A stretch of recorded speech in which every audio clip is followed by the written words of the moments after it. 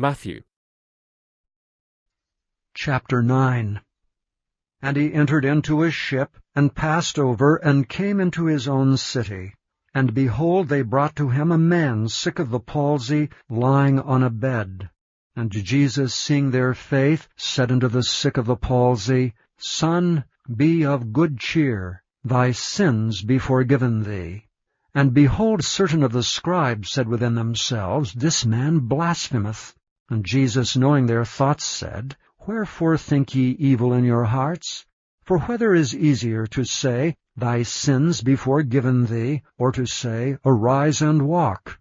But that ye may know that the Son of Man hath power on earth to forgive sins, then saith he to the sick of the palsy, Arise, take up thy bed, and go unto thine house. And he arose and departed to his house. But when the multitudes saw it, they marveled, and glorified God, which had given such power unto men. And as Jesus passed forth from thence, he saw a man named Matthew sitting at the receipt of custom. And he saith unto him, Follow me. And he arose and followed him.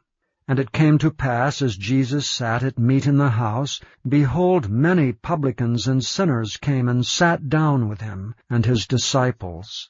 And when the Pharisees saw it, they said unto his disciples, Why eateth your master with publicans and sinners? But when Jesus heard that, he said unto them, They that be whole need not a physician, but they that are sick. But go ye and learn what that meaneth, I will have mercy and not sacrifice. For I am not come to call the righteous, but sinners to repentance. Then came to him the disciples of John, saying, Why do we and the Pharisees fast oft, but thy disciples fast not? And Jesus said unto them, Can the children of the bridechamber mourn as long as the bridegroom is with them? But the days will come when the bridegroom shall be taken from them, and then shall they fast.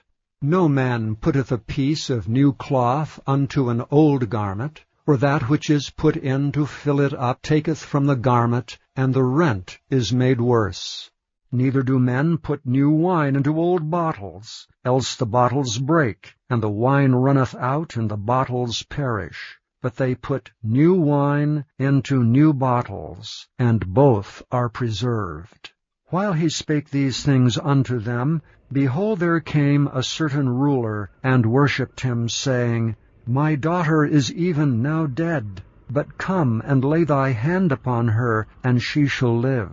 And Jesus arose and followed him, and so did his disciples. And behold, a woman which was diseased with an issue of blood 12 years came behind him, and touched the hem of his garment. For she said within herself, If I may but touch his garment, I shall be whole. But Jesus turned him about, and when he saw her, he said, Daughter, be of good comfort, thy faith hath made thee whole. And the woman was made whole from that hour. And when Jesus came into the ruler's house, and saw the minstrels and the people making a noise, he said unto them, Give place, for the maid is not dead, but sleepeth. And they laughed him to scorn. But when the people were put forth, he went in, and took her by the hand, and the maid arose. And the fame hereof went abroad into all that land. And when Jesus departed thence, 2 blind men followed him, crying and saying, Thou Son of David, have mercy on us. And when he was come into the house, the blind men came to him, and Jesus saith unto them, Believe ye that I am able to do this? And they said unto him, Yea, Lord. Then touched he their eyes, saying, According to your faith be it unto you. And their eyes were opened, and Jesus straitly charged them, saying, See that no man know it. But they, when they were departed, spread abroad his fame in all that country. As they went out, behold, they brought to him a dumb man possessed with a devil.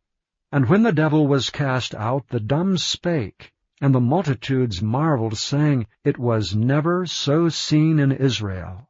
But the Pharisees said, He casteth out devils through the prince of the devils. And Jesus went about all the cities and villages, teaching in their synagogues, preaching the gospel of the kingdom, and healing every sickness and every disease among the people.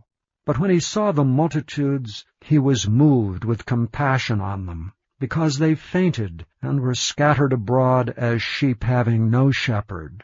Then saith he unto his disciples, The harvest truly is plenteous, but the laborers are few. Pray ye therefore the Lord of the harvest, that he will send forth laborers into his harvest.